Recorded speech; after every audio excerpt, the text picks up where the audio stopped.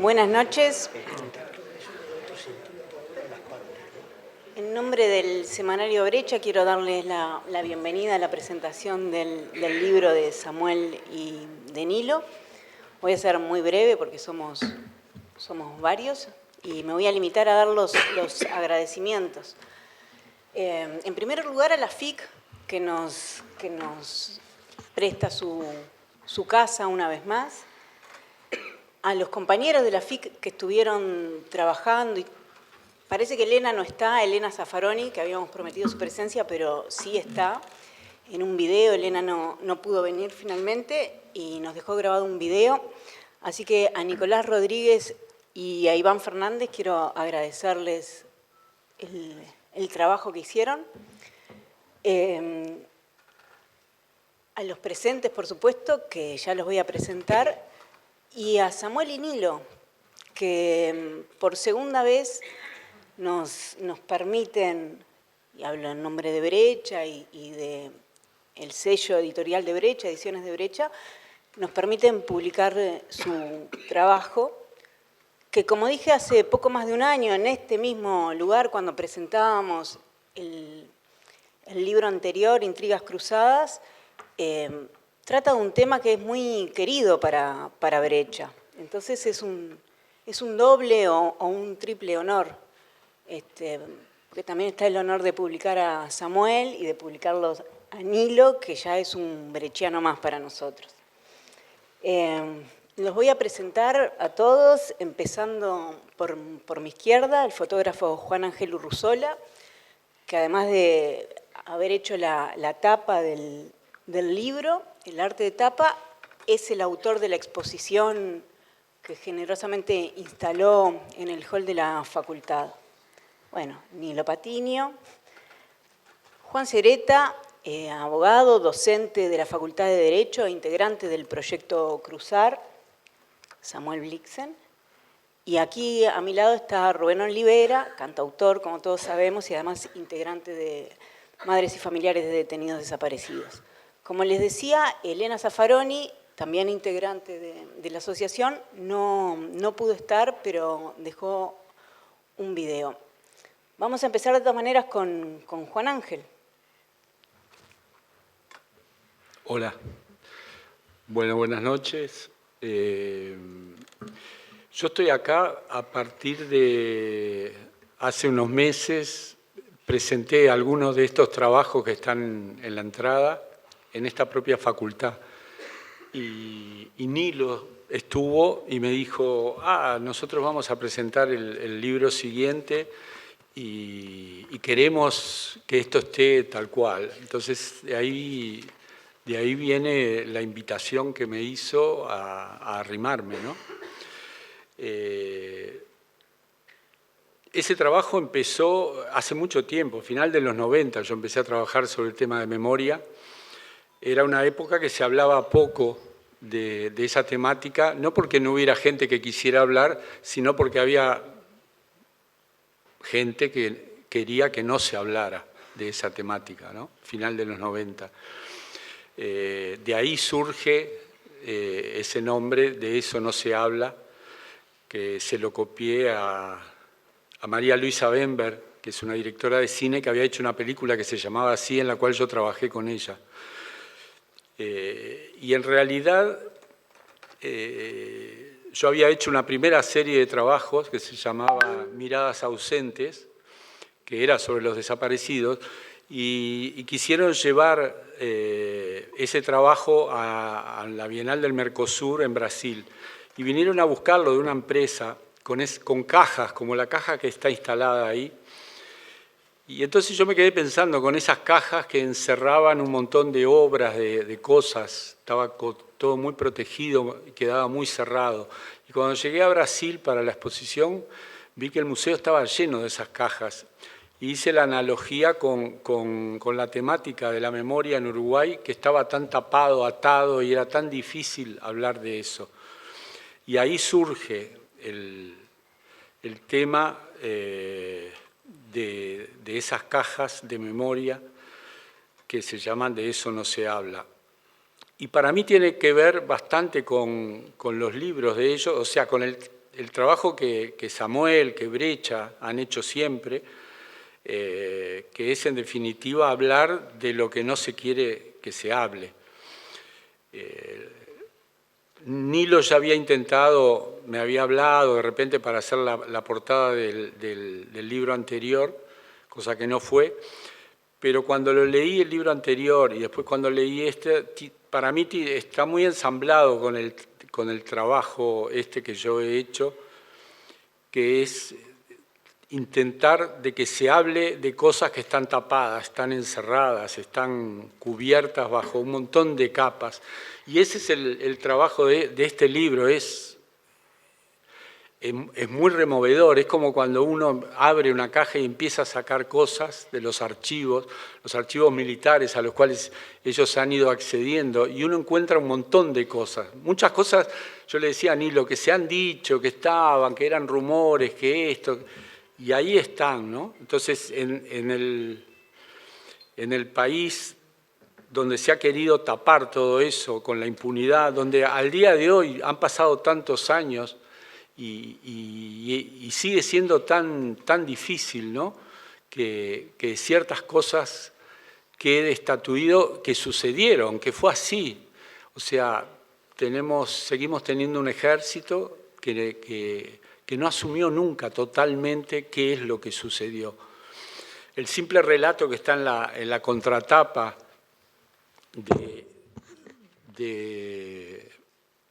es Balestrino, ¿no?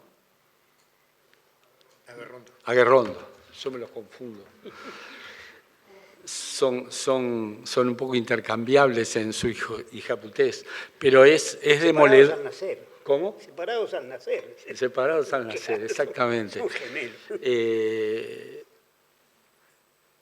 Es como muy fuerte esa anécdota donde acceden a la unidad militar grupos y él dice, yo era el comandante, pero yo no tengo nada que ver. No, pero ¿cómo hacen para entrar? Y bueno, a mí me llamó el jefe y me dijo que iban a entrar y que abriera el territorio. Y es esa cosa, o sea, son capas y capas y capas de impunidad que unos se protegen a los otros. Y entonces hoy, tantos años después, se siguen abriendo, ¿no? Esas cajas, como la caja donde está Gerardo y donde está Ileana ahí en la puerta, cajas de memoria. Y bueno, estos libros, bienvenidos, porque de eso se trata, de seguir abriendo eso que no quieren que se hable, que no quieren que se vea. Eso. Muy bien.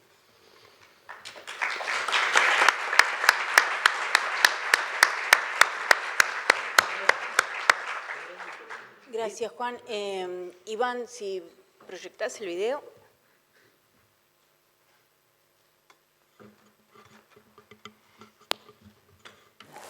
Bueno, buenas tardes a todos.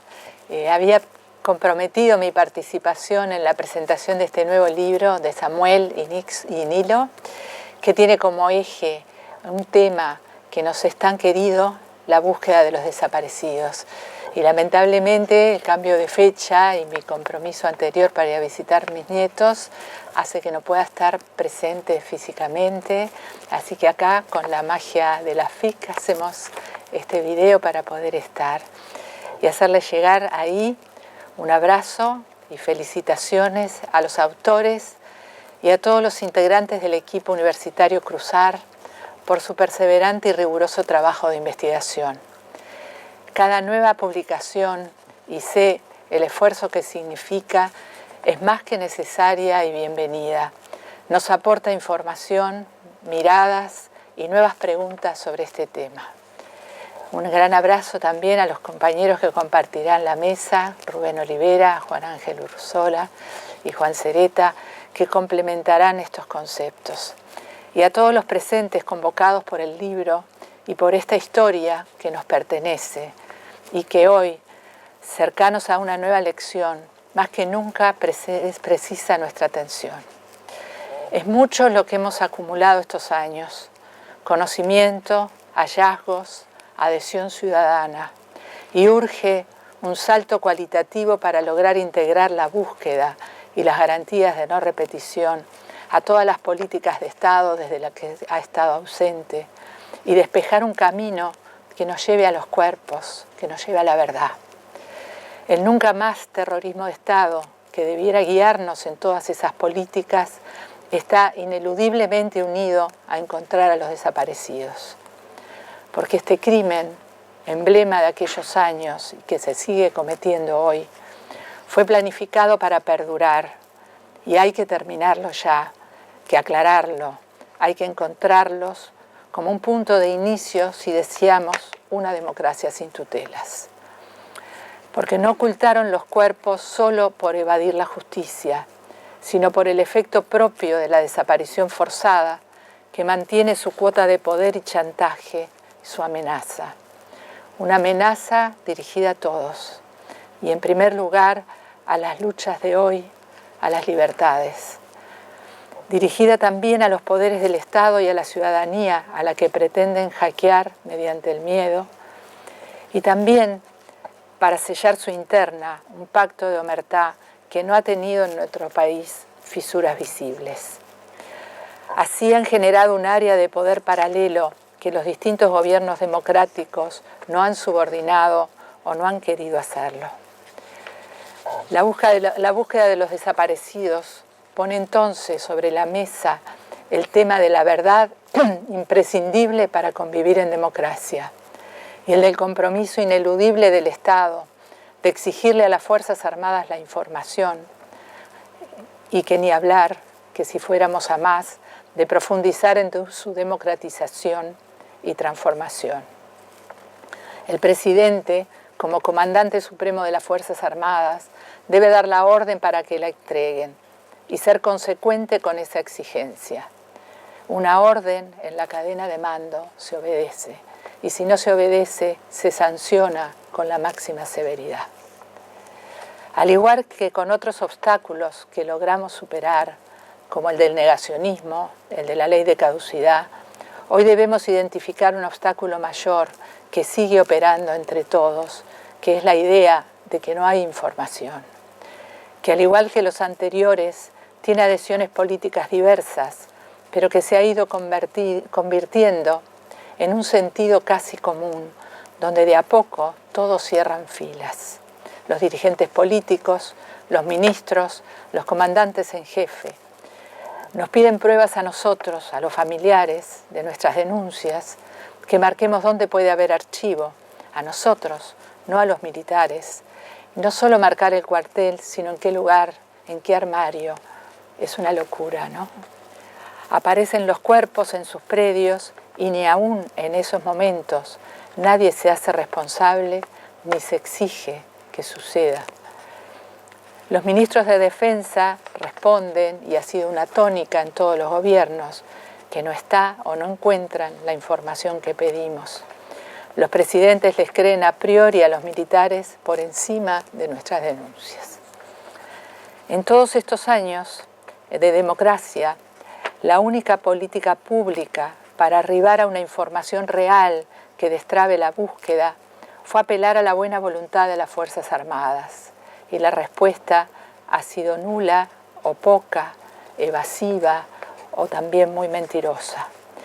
Se les ha ofrecido inmunidad o impunidad, diría yo, declarar en secreto, marcar anónimamente en cuarteles, se les ha dado beneficios e igual mienten. Mienten a los presidentes, a los jueces y fiscales, a la ciudadanía y seguirán mintiendo mientras el poder político acepte ese juego.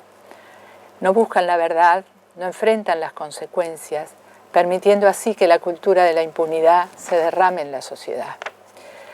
La única excepción a esta regla fue en primer gobierno de Tabaré Vázquez y su ministra Susana Berruti, que incautó el llamado Archivo Berruti, que ha aportado cuantiosa información para esclarecer la tapa, y el presidente que pidió un informe a las 3 Fuerzas Armadas y tuvo una respuesta que significó entrar a excavar en los cuarteles y la chacra de Pando y recuperar el cuerpo de Uva Gesner, luego de Miranda, y la zona del cuartel de paracaidistas 14 como zona de enterramientos, donde luego la tenacidad del GIAF encuentra a Blanco a Blanco, a Castro y recientemente a Amelia. Y ese informe que hizo en el caso del ejército Bertolotti, el general Bertolotti, hoy resulta muy revelador, aunque tiene mentiras mezcladas. Fue el primer reconocimiento oficial de las Fuerzas Armadas de la desaparición forzada de compatriotas. También reconocen haber dado muerte a María Claudia y a Elena Quinteros y haber enterrado a 21 compañeros. Reconocen que el segundo vuelo existió, un paso importantísimo todo esto, que lamentablemente el presidente no continuó por ese camino que era el necesario.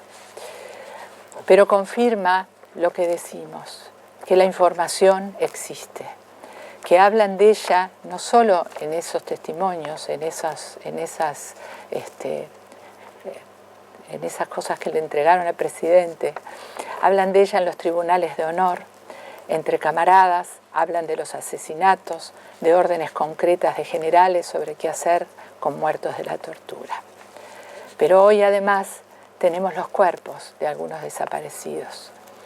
Esos cuerpos no mienten, estaban ahí en los cuarteles, no los exhumaron, ni cremaron, ni esparcieron sus cenizas, como nos aseguró la Comipaz, que también le dijo a Sara que no buscara más a Simón porque estaba muerto. Ya es imposible que las Fuerzas Armadas pretendan negar ni sus crímenes ni el carácter aberrante de los mismos. Ellos saben dónde están, lo saben las Fuerzas Armadas, pero también lo sabe nuestro pueblo, lo saben nuestros gobernantes y todos los políticos que hoy están compitiendo por el gobierno. ¿Y dónde están? Por lo pronto, en los predios militares donde siempre estuvieron. Las Fuerzas Armadas los secuestraron, torturaron, mataron y aún los custodian. Allí aparecen gracias al trabajo del GIAF.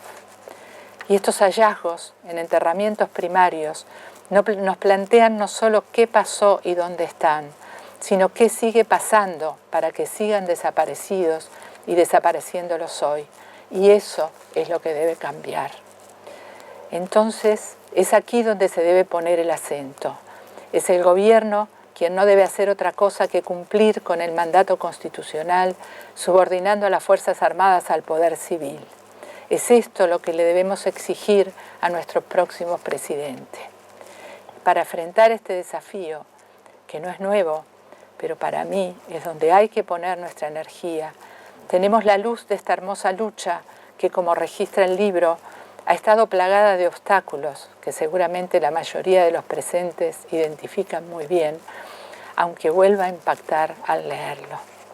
Pero que también da tremendo orgullo y fuerza ver cómo se superaron, ser parte de esa perseverancia que marcaron nuestras madres, de los cientos de caminos que intentaron cuando el negacionismo campeaba, de los que abrieron cuando la caducidad condenó y condicionó nuestra democracia con un daño irreparable, que alumbraron por dónde ir con el voto verde, apelando a la ciudadanía a testimoniar, a alertar, buscando el apoyo internacional, con los juicios a los civiles, a los vuelos, con la memoria.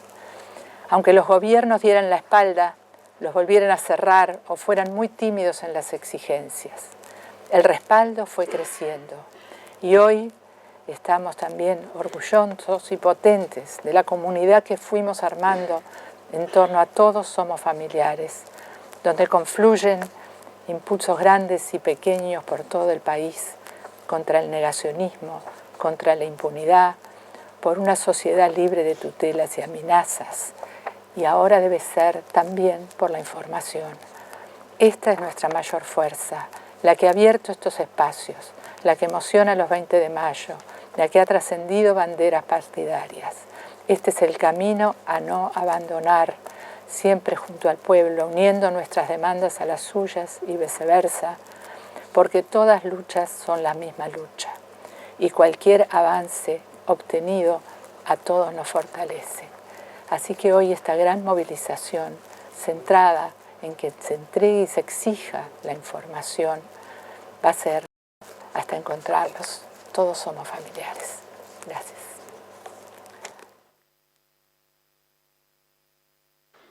Bueno, Rubén, tu turno.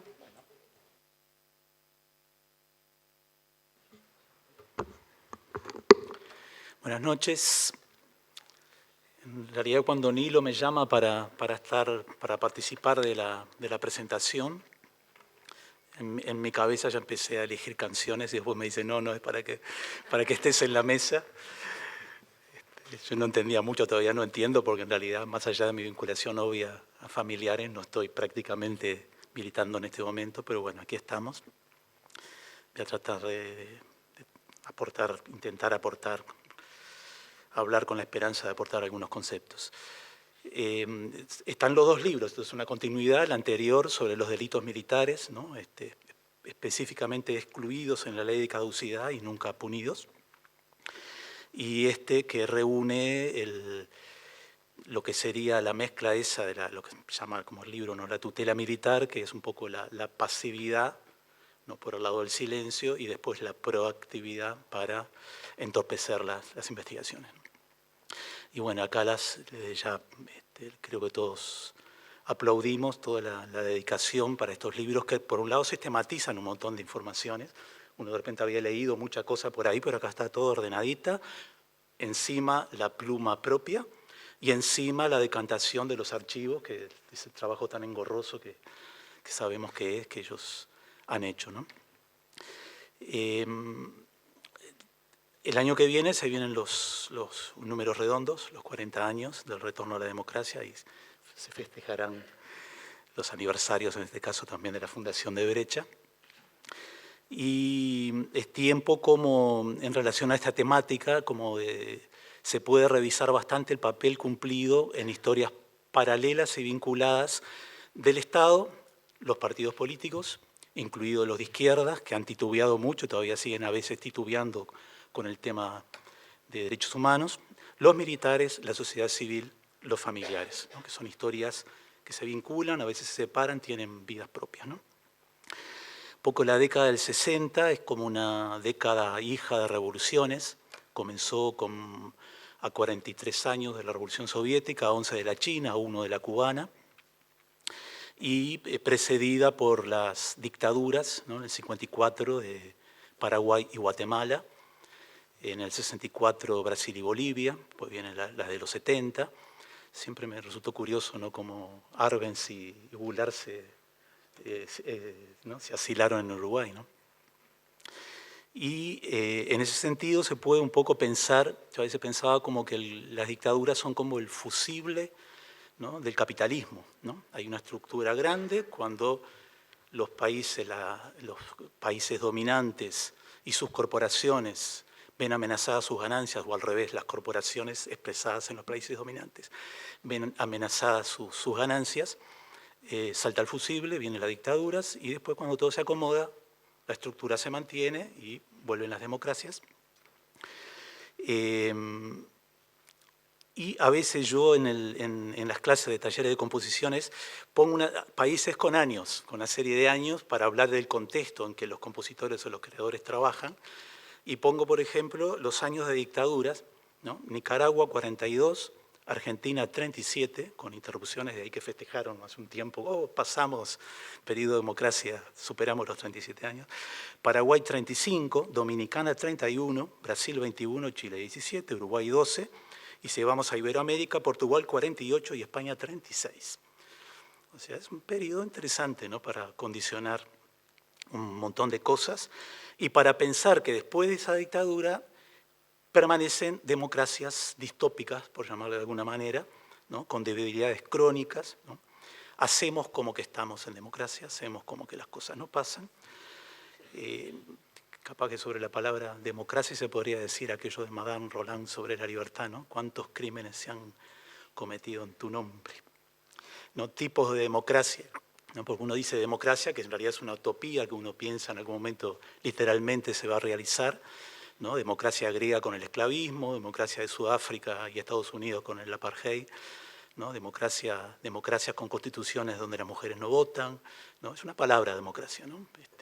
Una utopía a realizar. Y en este momento esas dictaduras que cambian, ¿no? Por golpes legales, ¿no? Por noticias falsas, por esa mezcla del mundo Vigilante de Orwell, más El mundo feliz de Huxley, un equilibrio ahí, ¿no? Pero antes, que uno dice, bueno, antes de la dictadura, claro, la cosa era, bueno, antes en Uruguay el fraude del año 71, de las elecciones, ¿no? La invasión brasileña, no recuerdo cuánto era, 24 horas, 48. 24, las 30 horas. Las 30 horas de invasión. Ahora como igual la economía brasileña tiene el monopolio de las cervezas y la yerba y ya no, nos dominan, nos cortan la cerveza y la yerba, ya nos invaden, ¿no? Y en el 71 el primer desaparecido, ¿no? De nombre bíblico, Adán Ayala Alves, ¿no? Si no contamos en los años 30, ¿no? A Miguel Arcángel Rosiño, que también fue tirado al mar, ¿no? Y la familia, recuerdo haber leído que la hermana hizo el itinerario que después harían los familiares, la mandaban de cuartel en cuartel y viajaba al interior de Argentina, ¿no? En el 30 y pico, ¿no? 37, no me acuerdo por ahí. Pero también es interesante el hecho de, en los años 80, organizaciones de derechos humanos le dieron el Departamento de Inteligencia de la provincia de Buenos Aires, y ahí, que se había fundado en el 57, o sea, le dieron el local de la policía, ellos tiraron una pared y encontraron todo ese archivo de la inteligencia de la provincia, en donde apareció que se investigaba asociaciones cooperadoras, clubes deportivos, sociedades de fomento, y en los estantes habían frases que decían, leo textual, el postulado parte de la base de saber quién es quién, es decir, tener registrados a los buenos para saber quiénes son cuando dejan de serlo. O sea, desde el año 57, ¿no? Esa democracia previamente distópica probablemente ya estaba tutelada, ¿no? Y decía que los prontuarios abrían temprano y abarcaba a niños que para los trabajos escolares pedían, por ejemplo, a la embajada soviética materiales. Interesante, ¿no? Ellos en el libro, por ejemplo, analizan toda la vigilancia del aparato de inteligencia, comenzando la democracia volcada hacia investigar el voto verde, ¿no? Que es muy interesante, ¿no? En donde todas las listas de la gente que votaba pasaron a la policía y se armaron de nuevo. Hay ciudadanos A y B, ¿no? Que no podían entrar en los empleos públicos, ¿no? Porque estaban en la lista de los votantes, ¿no? Democracia, ¿no? Por eso, en el 89, ahí está, ¿no? En el caso de los músicos, el informe de Roque Moreira, en el año 79, que nos ponía a todos nosotros, ¿no? Como notorio izquierdista. En el caso de Mauricio Ubal, por ejemplo, dice notorio izquierdista, pero la foto es de los años 90. ¿No? Este comienzo de los golpes de Estado técnicos, ¿no? Del famoso febrero amargo, pero también el año 85, el 85 amargo, en donde de nuevo, ¿no? Al no aceptarse, la democracia ¿no? Y después, bueno, queda la frase de Alfonsín resonando, la casa está en orden cuando siempre estuvo en desorden, ¿no? Y comienzan, post-dictadura, las comisiones por la verdad, que no de justicia, en algunos casos llamadas también de reconciliación, utópicamente, creo que la de Sudáfrica, bueno, la de Chile se llama, ¿no? Y el informe Rettig es por la reconciliación, ¿no? Y se comienzan a acuñar los conceptos que hasta hoy manejamos a nivel de memoria, ¿no? Esos 4 conceptos, en realidad son 5 palabras, pero memoria, verdad, justicia y nunca más, ¿no? La CONADEP, la Comisión Nacional sobre la Desaparición de Personas, del 83, que genera el informe Sábato junto con Borges, como sabemos, en el año 76 almorzaron con Videla, ¿no? Y quizás ahí se suma otro concepto, que es el de los 2 demonios, al nunca más, que siempre me pareció un poco retórico el concepto de nunca más, porque es nunca más terrorismo de Estado, pero se convive con nunca más terrorismo de los países, ¿no? Estados Unidos es el país más terrorista, que en este momento mismo está bombardeando lugares, nunca más terrorismo de Estado en democracia, ¿no? Si pensamos, no sé, en los 15.000 presos en situación de tortura, ¿no? ¿no? Los 3.000, no sé cuántas personas en situación de calle, que nos vuelve a todos unos lisiados emocionales, ¿no? Que andamos por ahí viéndolos, ¿no? Los 500 desaparecidos de estos 10 años por temas de trata, ¿no? Que no se sabe dónde están, ¿no? Los 2 suicidios diarios, ¿no? Y en el caso de la teoría de los 2 demonios, acuñada por Sábato, siempre me pareció que era una teoría de la derecha, ¿no? Porque para los militares el demonio es la izquierda, para la izquierda el demonio es los militares, para algunos de izquierda, digamos, es más amplio el demonio, pero para la derecha son dos demonios. Nosotros no tuvimos nada que ver, ¿no? Ahí están ellos dos, esos dos demonios, ¿no? Y los militares, que en el libro lo trata muy bien, por un lado están aturdidos, yo a veces digo de Johnson o Nixon o Kissinger a Carter, ¿no? O sea, primero canilla libre y después se los aguanta, ¿no?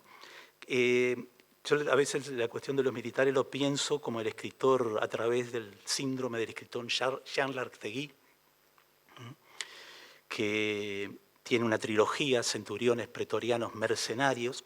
Yo tenía un librero amigo en Solimar que me decía que cada tanto aparecían muchachitos, rapaditos, pidiendo por los libros de Lartegui, ¿no? Paracaidista francés, ¿no? que actuó en Argelia y que hizo esos 3 libros, de los cuales Jorge Trócoli en su libro lo menciona todo el tiempo. Decían, cuando alguno de los militares flaqueaba, se lo mandaba a leer a Lartegui, ¿no? Que tenía frases como de los guerreros puros, que primero los usan y después los juzgan, ¿no? Tenía frases como, cuidado, que tenga cuidado Roma con la cólera de sus legiones, decía, ¿no? En relación a los militares. En el libro habla de esos militares aturdidos por cuestiones corporativas, ¿no? Detrás del trono de la calle, decía, están los militares, aunque detrás de los militares estaba el FMI, que decía que había que recortar los fondos para los, ¿no? Aparecen en esta cuestión entreverada los militares legalistas como Coates, ¿no? Y los mencionados como traidores, los remanentes, ¿no? El episodio Berríos de la calle, ¿no? Los remanentes que en el libro trata ¿no? del Plan Cóndor, ¿no? La mano de obra desocupada, ¿no? En definitiva, Gabazo, primer condena es por extorsión, ¿no? Y por falsificación de dinero, ¿no? Los partidos políticos de derecha, estoy hablando de todas las contradicciones que se generan, lo que el libro estudia, ¿no?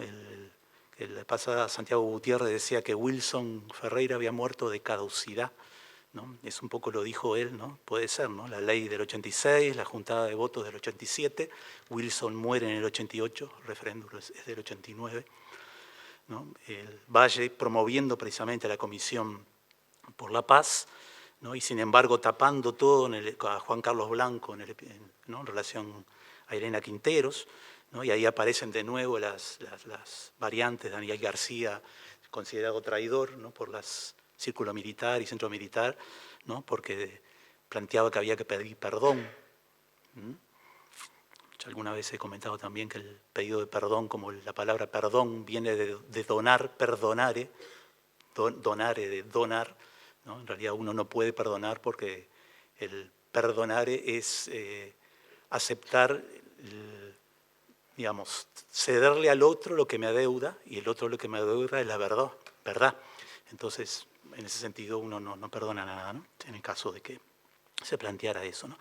Y después la izquierda, ¿no? Que en estas condiciones obvias de la distopía, por ejemplo, si hablamos de ejército, marina y aviación, los que le da la orden Tabaré de Vázquez de investigar es a Pedro Barnés, a Tabaré Daniels, a Enrique Bonelli, después Barnés es acusado por el caso Perrini, Tabaré Daniels en el FUSNA era uno de los que tomaba declaraciones, y Bonelli fue copiloto del primer vuelo, o sea, aquella fábula, ¿no? del zorro y la gallina, ¿no? O sea que era prácticamente imposible decirle a alguien, ¿no? O se dan las cosas esas tremendas, ¿no? De Sandy Medina mintiéndole a Bertolotti sobre, que en el libro un poco aclara, sacado de los rollos, mintiéndole al lugar de entierro de María Claudia, ¿no? El voto rosado, que como sabemos parte de la izquierda no apoyó. Y me acuerdo que en aquel momento yo me negué a ir a tocar en un acto porque a la vez que no se daba permiso para investigar ciertos archivos, se seguían haciendo actos protocolares y me llamaban a mí para ir a poner una lagrimita cantando una canción, en una gran burla que a veces se daba en el propio aparato político y de la propia izquierda. Porque acá estamos hablando de que hay que buscarlos a ellos y a ellas, y hay que buscar lo que ellos buscaban también. si esas dos búsquedas no se dan, la búsqueda de restos para hacer el duelo privado y el duelo social y armar la trama, y la gran búsqueda de verdad política, ¿no? Por lo cual hay que contemporáneamente buscar las salidas para seguir buscando esa utopía que ellos buscaban, ¿no? Si no es traición, ¿no? Traición, y es solamente cosmético, ¿no? Las cosas que se hacen. Y bueno, y de ahí la historia, otra paralela, de familiares transitando por historia de comisiones, ¿no? por grupos de trabajo, ¿no? Los apoyos, ¿no? Lograr que la sociedad civil, ¿no? Logre incorporar, haga carne con la cuestión de todos somos familiares, ¿no? En esa batalla cultural. Yo la primera vez que escuché la expresión batalla cultural fue a Pinochet, cuando vino acá en el año 93, que dijo, bueno, supongo que habrá... y hablaba del foro de San Pablo y demás, ¿no? Y los grupos de izquierda, demasiado crédito en realidad, porque en realidad es la sociedad la que va avanzando, ¿no? Y él decía, en definitiva, matamos 3.000 personas, hicimos desaparecer a 1.000 y todo sigue. Bueno, tiene que haber algo ahí. ¿Qué pasa? ¿No? Que no logramos dominar, ¿no? Cuando es la sociedad, obviamente, que va avanzando en su agenda de derechos y tomando conciencia, muchas veces a pesar de los grupos políticos organizados. Y bueno, ahí Elena terminó todos estos temas, más allá de lo que uno pueda decir, terminan en... Ahora antes se me cruzó el final de un poema de Carlos Drummond de Andrade. Uno siempre termina un poco en lo emocional, ¿no? Todo se resume, yo qué sé, en la gran sonrisa de Amelia, por ejemplo, ¿no? Y me acordé de un poema de Drummond de Andrade, lo anoté un poco ahora rápidamente, que se llama Los Muertos y que se puede aplicar un poco para todas las personas detenidas, desaparecidas. Y el poema dice: en la ambigua intimidad que nos conceden, podemos andar desnudos frente a sus retratos. No reprueban ni sonríen, como si en ellos la desnudez fuese mayor.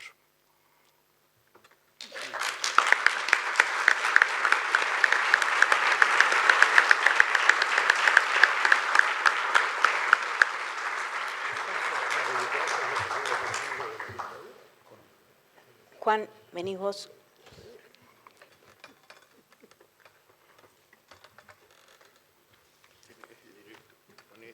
No, pero acá sale bien. Hay que ponerlo derecho porque mira que nos costó. ¿Sí? Bueno, buenas noches. En primer lugar, agradecer la invitación a participar de esta instancia y antes que nada, por supuesto, felicitar a los autores por el libro. Recomiendo absolutamente la lectura de este libro. Me parece que han logrado consolidar en un solo artículo, en una sola obra, un montón de información que es imprescindible conocer, creo, para toda la sociedad uruguaya. Esos 30 capítulos que tiene el libro, en orden cronológico, van detallando en base a documentos lo que ha pasado respecto a este tema en Uruguay. Y me parece que debería ser un libro de lectura obligatoria para quien quiera conocer un poco lo que ha pasado en este tema en Uruguay. Por eso, antes que nada, felicitarlos a los autores por el trabajo que seguramente llevó a elaborar esta obra y recomendarla encarecidamente a todos. Es imprescindible leer este libro. En segundo lugar, me parece que el título del libro es de una claridad tremenda. El libro se llama Desaparecidos en busca de la verdad y debajo dice Poder militar, tutela perenne. La búsqueda de la verdad, como bien lo documenta el libro, ha encontrado cantidad de obstáculos en todos estos años, pero está claro que el obstáculo más significativo y más importante y que le da razón al título de la obra ha sido el poder militar. El gran obstáculo para la obtención de la verdad es el poder militar. Y por eso el título de la obra continúa diciendo Poder militar, tutela perenne. Tutela en el sentido etimológico de custodia. Y custodia como acción de vigilar, cuidar, guardar, proteger, resguardar. Resguardar la verdad. resguardar la verdad para que no se conozca. Perenne en el sentido de ese resguardo eterno, perpetuo, imperecedero, perdurable, permanente, constante, incesante, que no tiene intermisión. Lo que se resguarda, lo que se ha resguardado todos estos años y lo que se ha custodiado desde siempre ha sido la verdad. Y ese resguardo ha sido permanente, hasta ahora. El desafío para todos los uruguayos, para la sociedad en su conjunto, es terminar con esto. Al inicio del libro hay una referencia a una frase de Guillermo Waxman sobre la democracia tutelada, como concepto que está presente en todo el libro. Democracia tutelada como referencia a espacios de poder que los militares nunca abandonaron y no están dispuestos a abandonar. Y este concepto de democracia tutelada no es algo nuevo. En la obra los autores refieren a Antígona como la primera situación de desaparición forzada de la literatura clásica. Y la democracia tutelada existe desde por lo menos Grecia y el 403, luego de la guerra del Peloponeso, cuando se rediscute la democracia ateniense y la oligarquía de Atenas en ese momento decide que hay espacios de poder a los que la democracia no llega.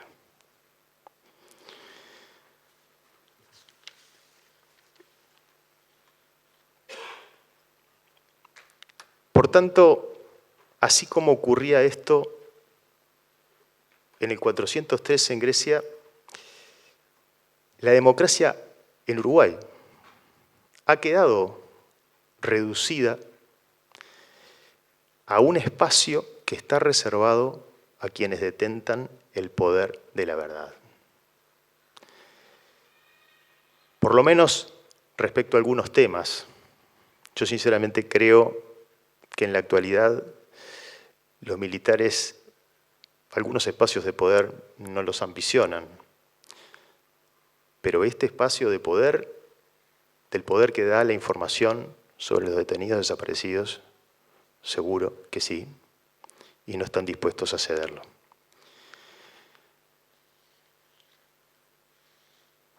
El propio libro hace referencia a una entrevista realizada, creo que en agosto del 84, o el 85, no recuerdo bien ahora, donde los periodistas le preguntaron al comandante en jefe del ejército en ese entonces, Hugo Medina, si las Fuerzas Armadas estarían dispuestas a algún tipo de revisionismo. Y la respuesta de Medina fue, esa pregunta dejemos que la contesten los hechos. Vaya que la han contestado los hechos hasta ahora. El libro concluye que una clave de la cuestión de los derechos humanos es la información, y coincido plenamente que una clave de los derechos humanos es la información. Y dice el libro, esta información tiene una fuerza tan explosiva que la preservación del secreto deviene en la piedra angular de la tutela militar. Desnuda no solo la inhumanidad tras los crímenes, sino también el carácter institucional de los crímenes. La razón por la cual esos crímenes, agrego yo, nos afectan a todos y a cada uno. El epílogo del libro, luego de esos 30 capítulos ordenados cronológicamente y que dan cuenta del detalle de muchas cosas que pasaron, que a veces uno las tenía en la memoria. Yo le decía recién a Samuel, muchas cosas las leía, algunas no las sabía, pero otras sí las recordaba. Sin embargo, nunca las había logrado concatenar con la lógica de los hechos que el libro logra. Decía recién, el epílogo del libro concluye que existen dos maneras de obtener la información que hasta ahora se ha retaseado. O se accede a los archivos secretos, o el presidente da la orden de que se entregue la información. yo me atrevo a agregar que es imprescindible que el presidente esté también dispuesto a enfrentar una situación donde su orden no sea acatada. Y ahí deberá estar el pueblo como cada 20 de mayo. Es una responsabilidad que nos pesará a todos. Si esto lamentablemente no ocurriera en los términos deseados, habrá que seguir con el trabajo minucioso, con el trabajo sin descanso, con el trabajo de la búsqueda, pero también con el trabajo que se viene haciendo en los ámbitos administrativos y judiciales para el acceso a la información que sigue secuestrada. Porque sin información no hay verdad y sin verdad no hay democracia plena. Muchas gracias.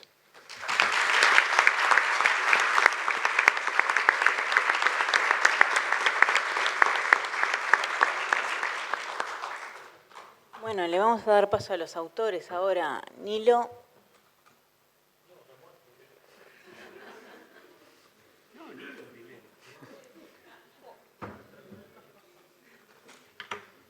Bueno, obligado.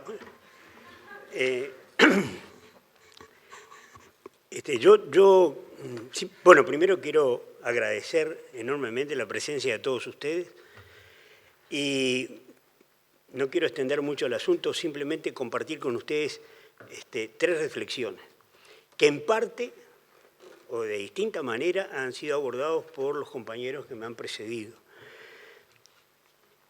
Pero trato de sintetizarlos y de decirlos de la forma más brutal, a ver si cala en la necesidad de que se materialice.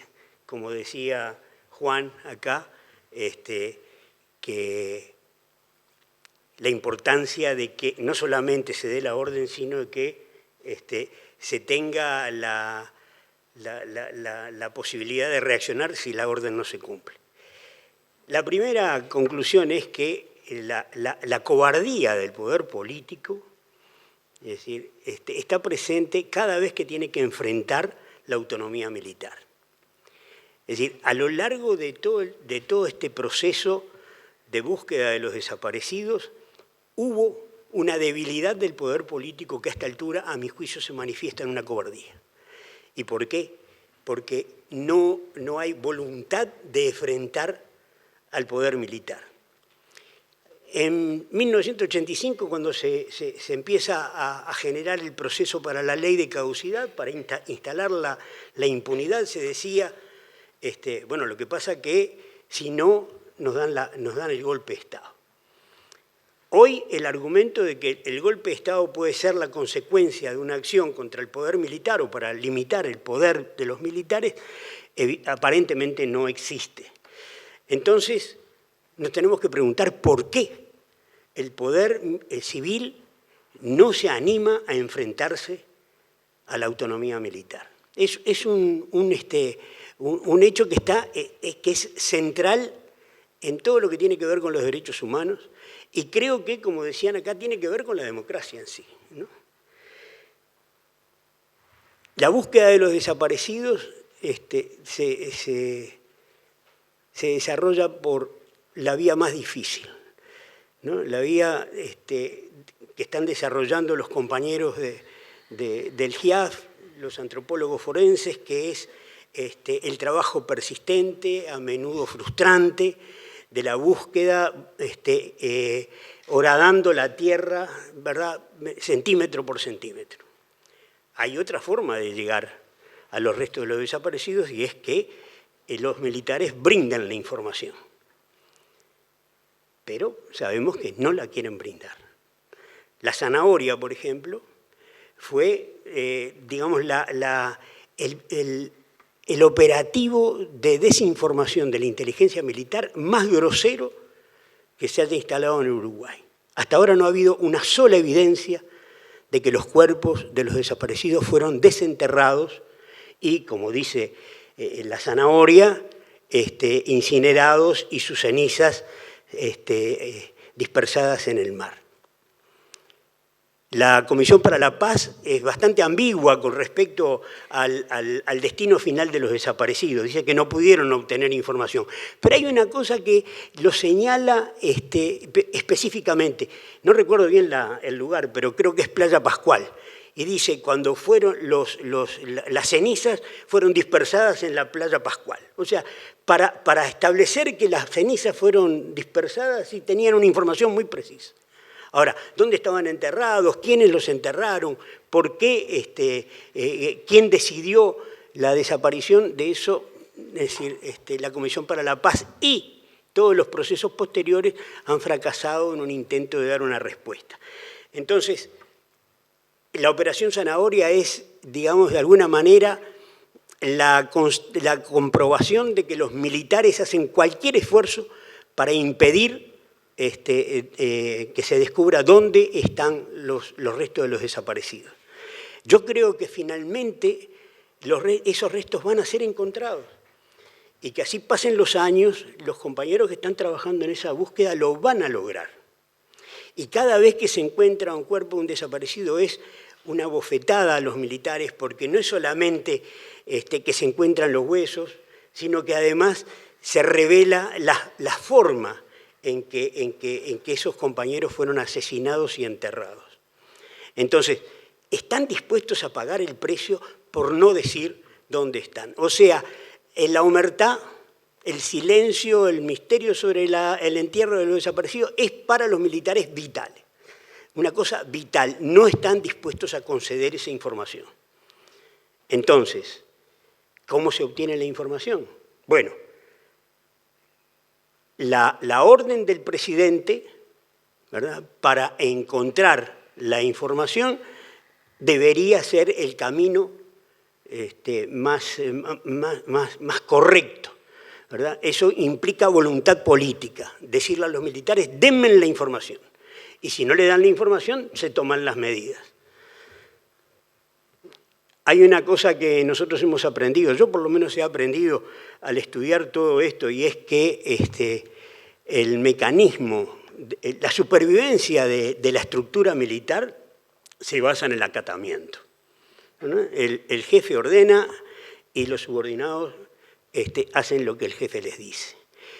Si no funciona esa regla, se disuelve el ejército, ¿verdad?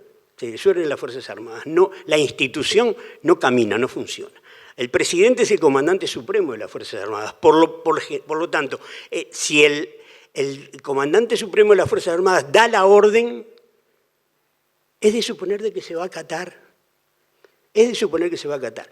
Pero no se ha tomado hasta ahora ninguna medida para hacer efectivo esa orden. No hay voluntad política. Yo creo que el presidente, en tanto comandante supremo de las Fuerzas Armadas, tiene que dar dos órdenes. Una, para ubicar, para que le entreguen los archivos operativos de la inteligencia militar. Hay quien dice que en los archivos no hay nada. Nosotros creemos, un poco por la evidencia de nuestro trabajo de investigación, por lo que surge de los propios documentos, que todo está escrito. Que todo está escrito. Entonces, decir que no existe información escrita sobre eso es una forma de aceptar que no se debe hacer, ¿no? Es decir, no se juegan a buscar esa información. Vamos a encontrar los archivos.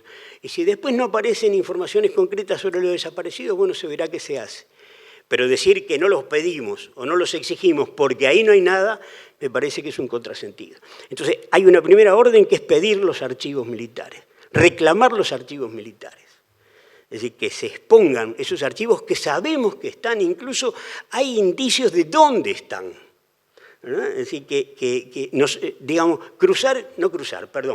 en una reunión de familiares con el presidente Lacalle, se le planteó a Luis Lacalle la posibilidad de que encontrara el archivo operativo de Locoa, porque habían documentos oficiales que decían que estaba en la región militar número 1.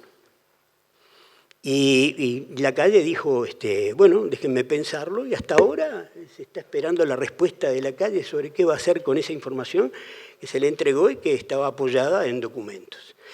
La segunda orden que el presidente tiene que dar es la de que digan dónde están enterrados los desaparecidos. Esa es, me parece que es la orden que va a culminar ese viacrucis de los familiares que siguen esperando saber qué pasó con sus seres queridos. Es decir, ¿y cuánto hace que estamos reclamando, ¿verdad?, que se sepa la verdad sobre los desaparecidos? ¿Cuántos 20 de mayo más tienen que pasar? ¿Hasta dónde la marcha del 20 de mayo tiene que crecer para que el poder político diga, bueno, hay un clamor popular sobre esto y tenemos que actuar? Entonces, esas dos órdenes, que un poco la decía, la especificaba Elena en su comunicación, creo que es la alternativa a un momento en el que seguir acumulando el reclamo requiere otro tipo de acción. Nada más.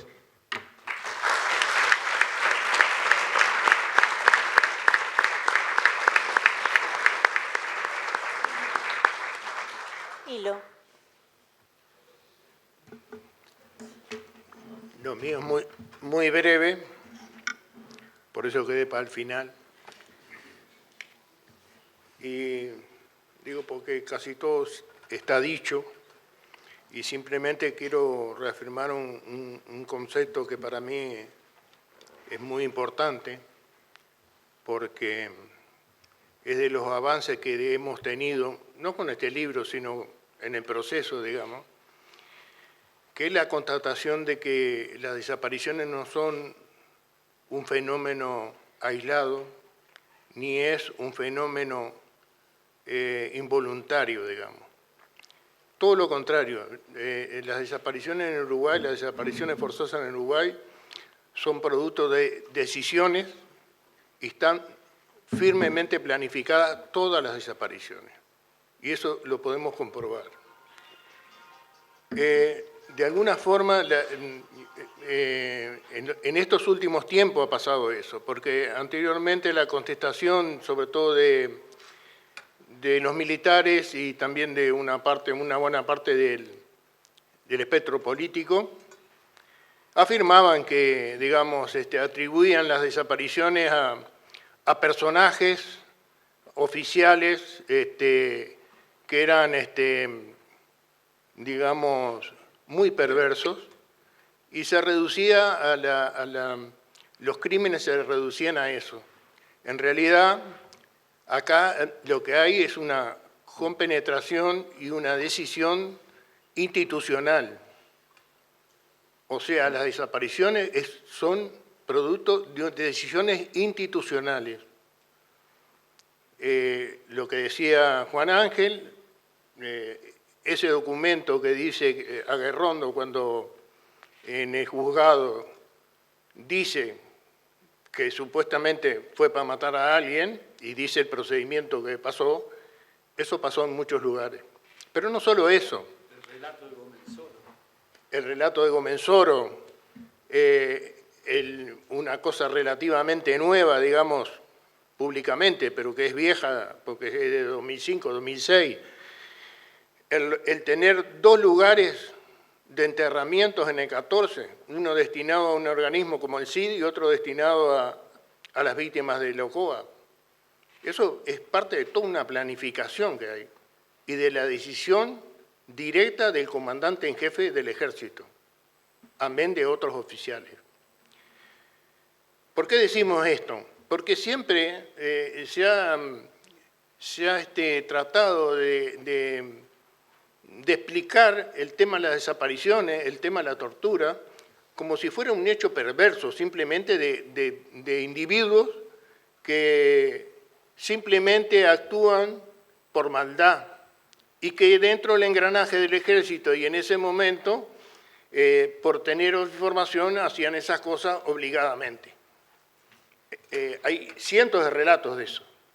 Incluso los perpetradores tienen ese relato. Porque hasta Gilberto Vázquez, que era un asesino confeso, decía, yo no puedo dormir de noche por la cantidad de gente que golpeé. Digo, eso es poco creíble, ¿verdad? Pero digo, lo principal acá es que es la institución, no es Gilberto Vázquez. Porque Gilberto Vázquez actuó por una orden, que es lo que decía Samuel. Hay órdenes. Nadie actúa por iniciativa propia. Y eso está más que comprobado. Entonces, esto es uno de los problemas que tiene el sistema político. No reconocer que es la institución que está enferma, que tiene una oficialidad que no actuó en el pasado, pero que responde y respalda lo del pasado. Y eso pasa el día de hoy con los oficiales jóvenes. Entonces, digo, tenemos un problema serio. No es solamente sobre el tema de los desaparecidos.